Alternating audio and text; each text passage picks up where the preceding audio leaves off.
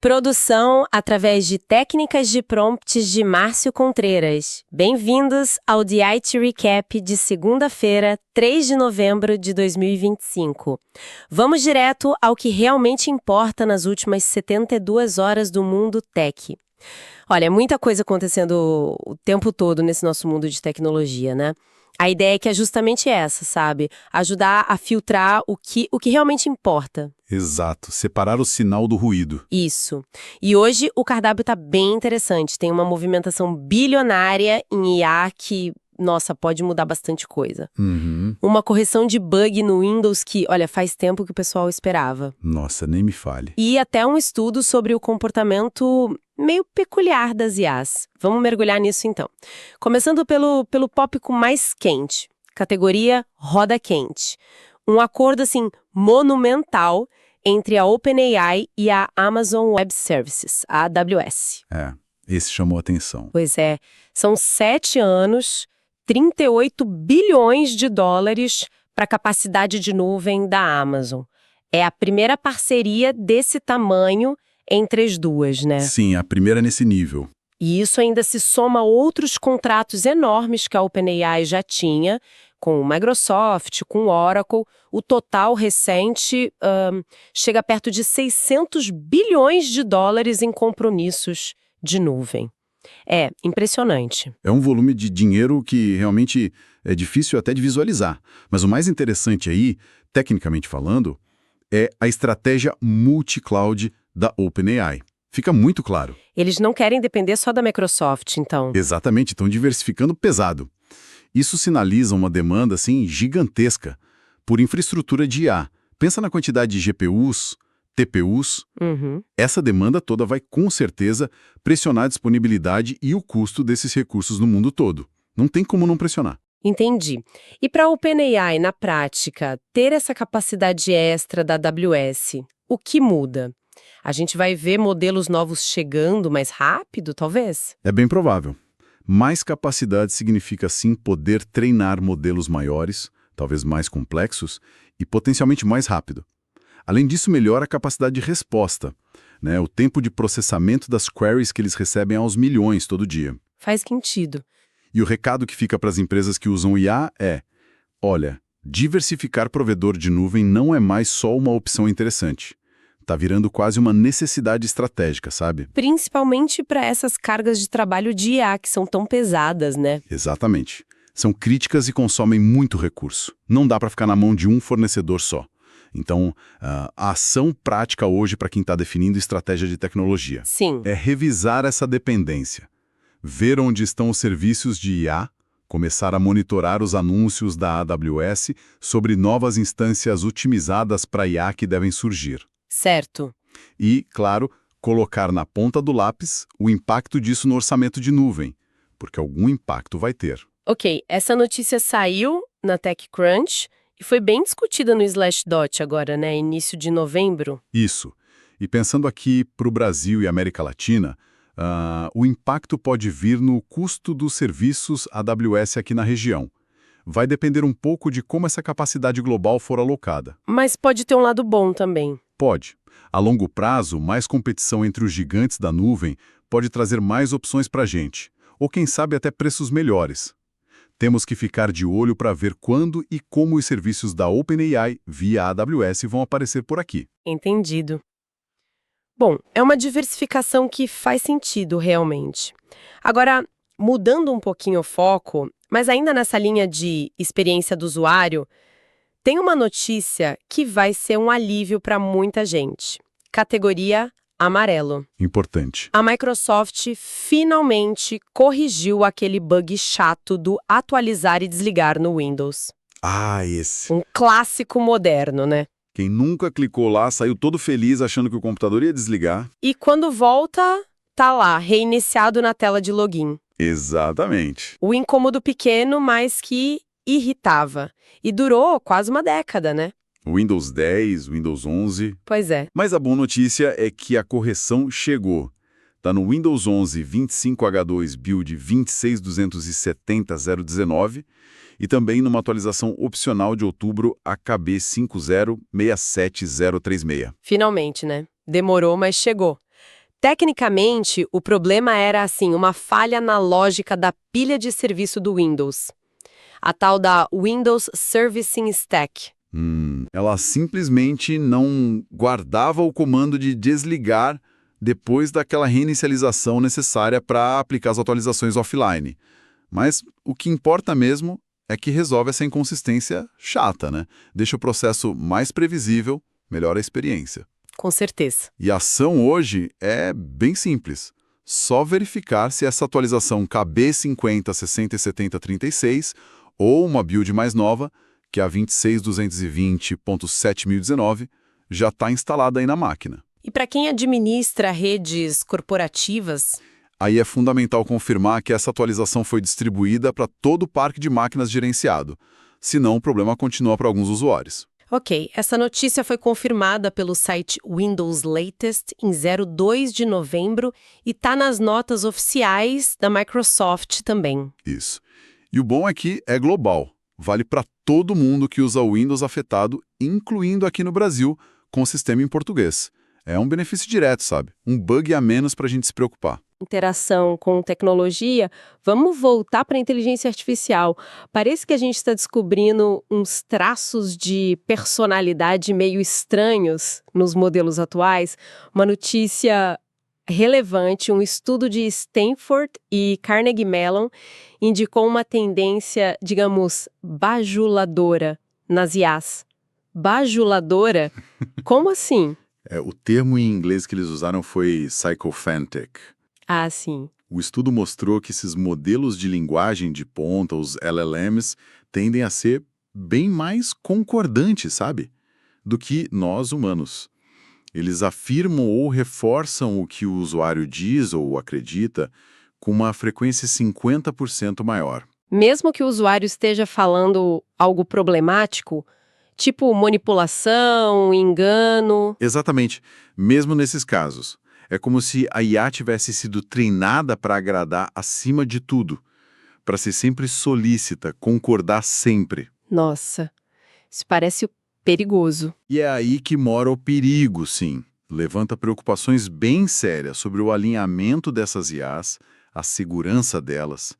Imagina isso sendo usado em áreas sensíveis, saúde mental, aconselhamento financeiro, até educação. Pode criar uma bolha, né? Uma câmara de eco. Exatamente. Reforçando vieses, crenças que não são saudáveis, ou até ideias francamente nocivas que o usuário possa ter.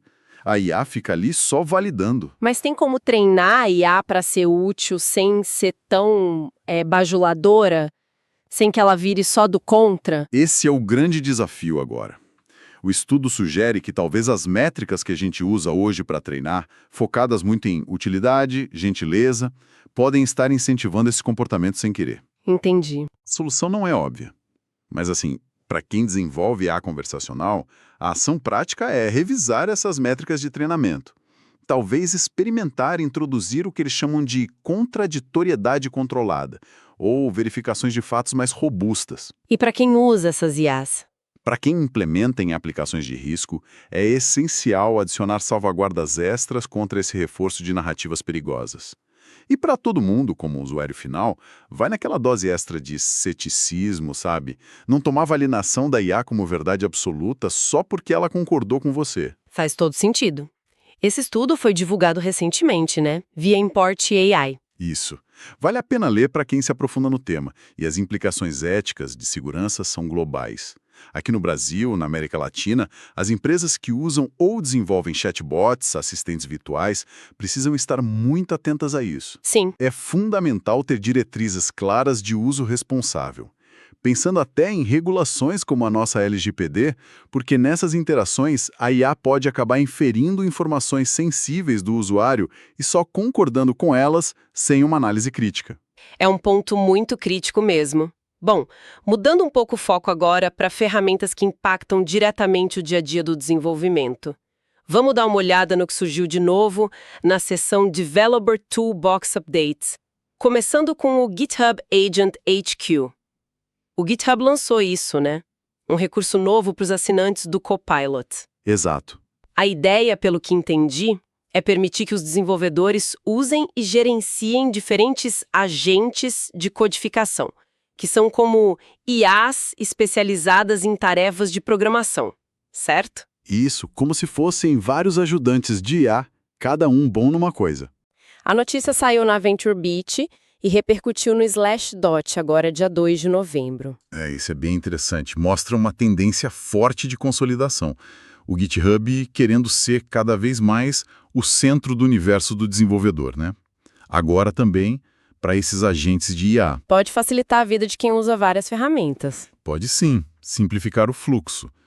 Mas, ao mesmo tempo, claro, aumenta a dependência do ecossistema GitHub e Microsoft. E levanta questões sobre interoperabilidade. Será que agentes de fora vão funcionar tão bem ali dentro? A ação, para quem já assina o Copilot, é dar uma explorada no Agent HQ, ver quais agentes de terceiros estão lá, como eles se integram no seu jeito de trabalhar e, claro, ficar de olho em como esse marketplace de agentes vai evoluir. E regionalmente? A disponibilidade inicial pode variar um pouco, mas desenvolvedores aqui no Brasil e na América Latina que usam o Copilot vão sentir o impacto. Pode facilitar o acesso a novas ferramentas de IA interessantes. Legal. E ainda na linha de IA, mas agora vindo da Apple, temos um recurso novo para a comunidade, né? Sim, a Apple liberou o Pico Banana 400K. Que nome! Pois é, o nome é divertido, mas o recurso é sério. É um dataset, um conjunto de dados bem grande, com uns 400 mil exemplos de edição de imagem guiada por texto. Como assim, guiada por texto? Você dá uma instrução em texto tipo, deixe o céu mais azul, ou remova o carro do fundo, e a IA edita a imagem. O dataset tem 400 mil exemplos disso. Ah, entendi. Eles pegaram fotos do OpenImages, e o que é bem curioso, usaram ferramentas do Google, tipo o Nano Banana e o modelo Gemini, para gerar e avaliar essas edições. O dataset tem desde edições simples, de uma instrução só, até pares para comparar preferência e sequências mais complexas, multi-turn. Espera aí. A Apple usando ferramentas do Google para criar um dataset que ela liberou publicamente? Isso é inesperado. Mostra como esse ecossistema de IA é complexo, né? E às vezes colaborativo de formas que a gente não imagina, mas a implicação principal é ótima.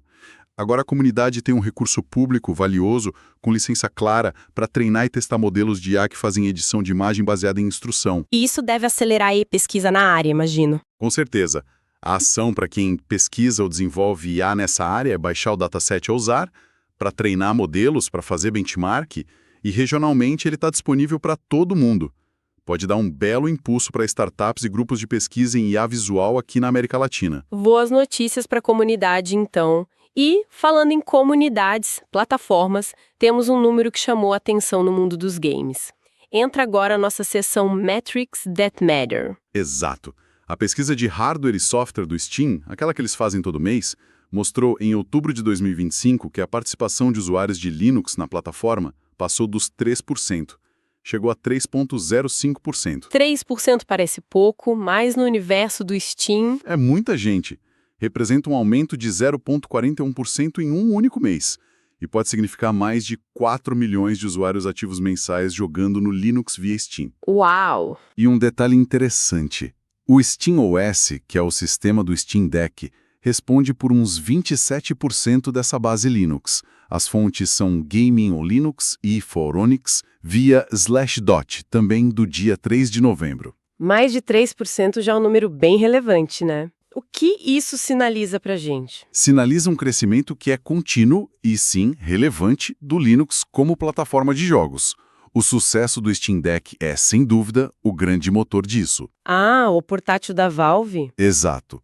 Junto com as melhorias constantes no Proton, aquela camada de compatibilidade do Steam que faz a mágica de rodar jogos de Windows no Linux cada vez melhor. E qual a implicação disso? A implicação é que dar suporte ao Linux se torna uma consideração cada vez mais séria para os desenvolvedores de jogos e de software relacionado a games. Já não dá mais para ignorar. Então a ação prática para devs de games é olhar com mais carinho para testes e suporte oficial a Linux e Proton. E para o lado do hardware, talvez se abra um mercado mais interessante para dispositivos focados em Linux para jogos. E regionalmente, essa tendência é global. mas aqui no Brasil, na América Latina, onde a gente sabe que custo de hardware de ponta é uma barreira para muita gente. Sim. A viabilidade do Linux como plataforma de jogos, que muitas vezes é mais leve, roda bem em hardware mais modesto, isso pode ser um fator de interesse que só cresce. Interessante mesmo ver o Linux ganhando esse espaço nos games. Bom, juntando tudo isso que a gente conversou, o mega acordo da OpenAI com a AWS, o bug do Windows finalmente corrigido, essa questão da IA bajuladora, as novas ferramentas de dev, essa métrica do Linux, como é que você conecta esses pontos? Quais as tendências gerais que a gente percebe? Olha, se a gente tenta conectar os pontos, alguns padrões ficam bem claros, né? Primeiro, não tem como fugir. A corrida pela IA está definindo o cenário tecnológico atual. Dominando tudo. Totalmente. Esse investimento massivo em infraestrutura, como o da OpenAI na AWS, dita o ritmo. Cria oportunidades, claro, mas também desafios de custo, de acesso, e isso puxa o desenvolvimento de ferramentas como o Agent HQ no GitHub, que tentam facilitar o uso dessa IA toda no dia a dia do dev. Certo. E o segundo ponto? Segundo, essa evolução dos agentes de IA é muito palpável. A gente está saindo de simples assistentes de código para plataformas mais integradas, que prometem mudar o jeito de desenvolver software. Mas isso traz perguntas importantes sobre dependência de ecossistema, sobre padronização, sobre como gerenciar tudo isso. Verdade. Eu acho crucial. A segurança e o comportamento ético da IA estão cada vez mais sob os holofotes. O estudo da bajulação é só um exemplo. Não basta a IA ser funcional. Ela precisa ser segura, responsável, e isso exige atenção desde o design, lá no começo, até o uso final pelo usuário. Concordo plenamente. E, por fim, um quarto ponto.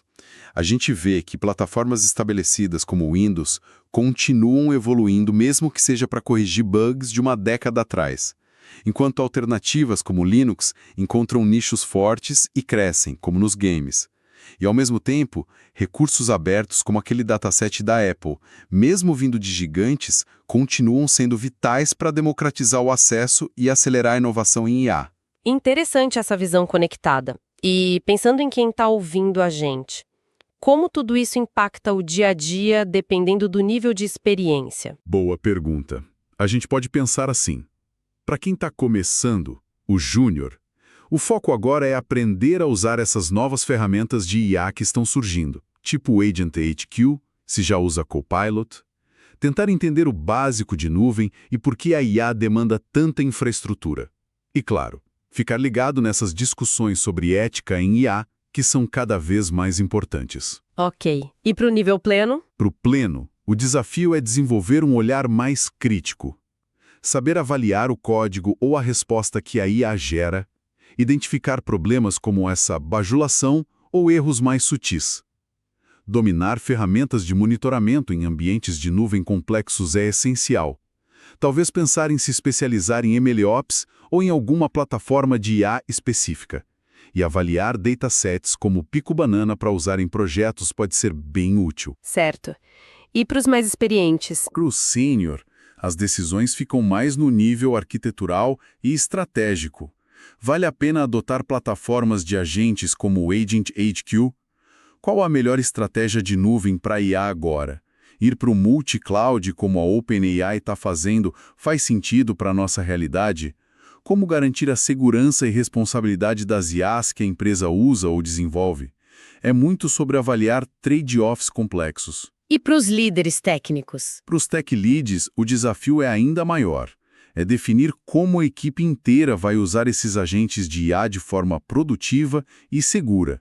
Criar processos de governança, segurança, ética, controle de custos, planejar a evolução da stack tecnológica do time considerando todas essas tendências de IA e nuvem, e até avaliar o impacto de coisas como o crescimento do Linux nos produtos ou serviços da empresa. É um papel bem estratégico. Ótima análise por nível de senioridade. Então, para a gente fechar, vamos aos takeaways, principais takeaways de hoje. 1. Ação imediata. Verifique se a atualização do Windows, que corrige o bug atualizar e desligar, KB 506736 ou build 26200.0 7009 Plus está instalada. Se usa Copilot, explore o GitHub Agent HQ. Se desenvolve IAs conversacionais, revise suas métricas e diretrizes de interação de olho na tendência bajuladora. 2. Preparação. Reavalie sua estratégia de nuvem para IA, considerando a forte tendência multi-cloud. Exemplo, OpenAWS. Planeje o orçamento e infra para novas ferramentas de IA. Considere o suporte a Linux se seu público gamer cresce. 3. Radar. Monitore a parceria OpenAI-AWS e seus efeitos no mercado. Acompanhe a evolução do GitHub Agent HQ e do ecossistema de agentes. Fique de olho nos avanços em edição de imagem por IA. Datasets como o Pico Banana são um sinal. Observe a tração do Linux nos jogos. Mantenha-se informado sobre segurança e comportamento de IA, como o estudo de Sycophants. Para desenvolvedores. Agentes de IA prometem otimizar o trabalho, mas exigem revisão crítica e cuidado com vieses. Novos datasets abrem portas para a inovação. Para arquitetos, a nuvem para IA é multiprovedor. Ecossistemas de agentes exigem planejamento de integração. A estabilidade da base, como o Windows corrigido, ainda importa. Para gestores, o investimento pesado em IA sinaliza o futuro. Novas ferramentas de dev requerem estratégia de adoção. Ética e segurança em IA são inegociáveis. Lembrem-se, em tech, a única constante é a mudança. Mantenham-se atualizados, mas sejam seletivos no que adotar. Obrigado por ouvir da IT Recap. Até amanhã.